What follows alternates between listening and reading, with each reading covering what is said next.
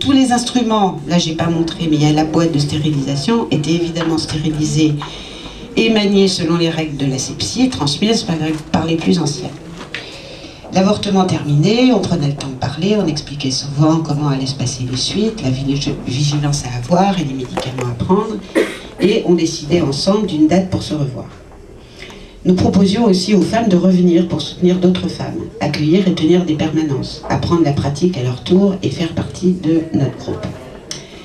D'ailleurs, plusieurs copines très engagées dans le MLAG par la suite ont d'abord été des femmes venues pour se faire avorter. Il y a des copines, c'est comme ça qu'on a fait connaissance.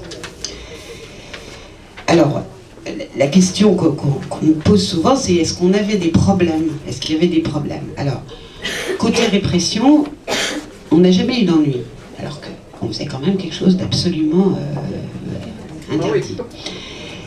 Alors, il paraît-il qu'il y aurait eu à ce moment-là, à partir de 1974, une consigne venue du ministre de la Justice de ne pas poursuivre les personnes qui faisaient des avortements sans but lucratif, parce qu'on attendait une loi. Sans doute qu'il y aurait eu un mouvement encore plus violent, enfin fort peut-être s'il y avait eu des arrestations, puisque s'il y avait procès. Alors, et côté médical, il y a eu des moments de stress. On a pu se trouver face à un début d'hémorragie, dû à une cause ou à une autre, et à chaque fois, bon, comme quand même on avait un réseau de médecins, dès qu'on avait un doute ou un problème, on voyait un médecin, il y avait la maternité des Lilas par la suite, enfin il y avait des gens qu'on connaissait qui pouvaient nous aider.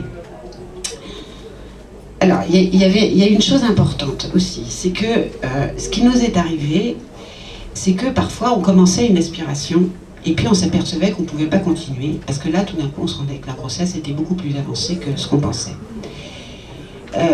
Alors, ça pouvait arriver, ou parce que l'échographie n'existait pas, et que du coup, l'âge de la grossesse, c'était pas aussi précis que maintenant à faire avec un toucher vaginal, et on pouvait se tromper, le médecin pouvait se tromper, tout le monde pouvait se tromper. Et puis les femmes se trompaient, entre guillemets, c'est-à-dire qu'il y avait des femmes qui trichaient sur leur date, parce qu'elles voulaient absolument se faire avorter. Donc là, on était coincés, on n'allait pas leur dire tant pis pour toi. Donc, une fois ce qu'on a décidé à ce moment-là, c'est que comme on avait déclenché l'aspiration, déclenché l'avortement, on était responsable et on restait solidaire avec la femme, et on allait à l'hôpital.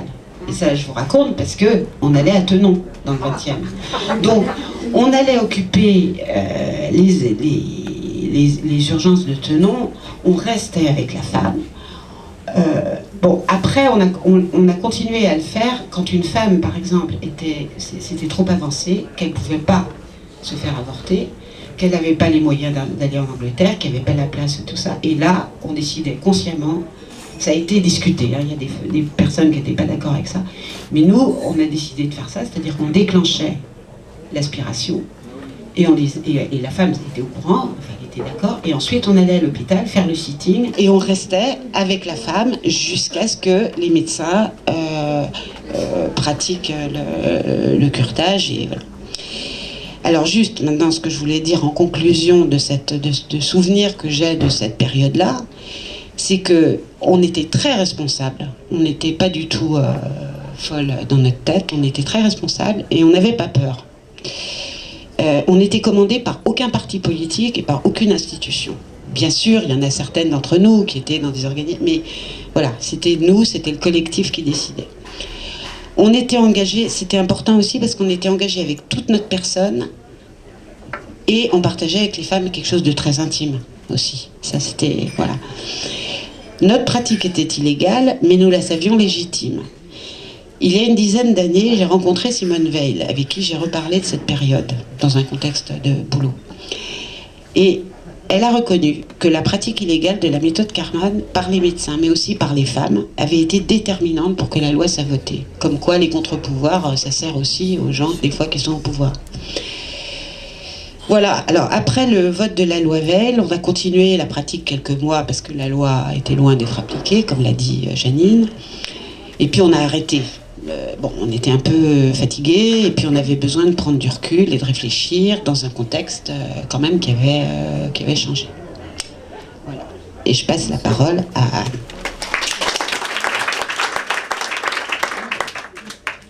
En mars 77, le MLAC d'Aix-en-Provence, qui n'avait pas du tout arrêté la pratique après la loi, s'est retrouvé en procès. Donc on a lancé une grande campagne nationale pour les soutenir. Et notre groupe, le groupe de femmes Place des Fêtes, a soutenu le MLAC d'Aix avant et pendant le procès de mars 77. D'ailleurs, Anne, qui s'appelait autrement, qui s'appelait Anne Poncet, a fait un témoignage au tribunal qui est affiché ici. Voilà. Après le procès d'Aix, une partie de notre groupe a décidé de reprendre la pratique des avortements, en voyant que la plupart des hôpitaux, à part quelques lieux comme les Lilas, les Bleuets ou Colombes, tardaient à installer une pratique correcte des avortements, et en voyant aussi que notre pratique était souvent meilleure, moins traumatisante, sans vouloir nous vanter, que la pratique médicale habituelle. Et les médecins reconnaissaient qu'ils avaient à apprendre de nous. Nous avons entendu ça de nos oreilles. Par ailleurs, comme dans la période précédente, il nous est arrivé d'accompagner des femmes en Hollande ou en Angleterre. Et de toute façon, l'accompagnement, c'était le maître mot de notre action. Si nous jugions ne pas pouvoir faire un avortement, nous accompagnions la femme à la clinique où il pouvait être fait, et nous aidions financièrement celles qui en avaient besoin à partir de la cagnotte qui était toujours alimentée par les femmes que nous avions avortées. Bon, autre action, nous sommes allés à Lille en 1978 pour soutenir Franck Dupin.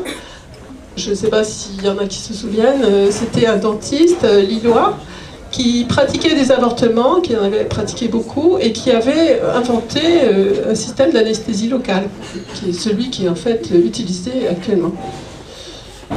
Nous avons également participé à des réunions, à des manifestations. On a cessé d'occuper et de faire vivre la maison du 46 rue du Pré Saint-Gervais. Certaines ont eu des enfants et ont voulu que l'accouchement se passe chez elles ou chez une amie. Entourées des copines du groupe, certaines ont voulu aller plus loin et devenir sage-femme. La situation changeait, les centres IVG se mettaient en place et on a fini par arrêter la pratique des avortements en 1980. Bon, en conclusion, je pense que l'expérimentation, si on peut appeler ça expérimentation, ce qui a été pratiqué par les MLAC, c'est une espèce d'expérimentation, qui a contribué à élaborer de meilleures pratiques d'avortement dans les centres d'IVG, par exemple.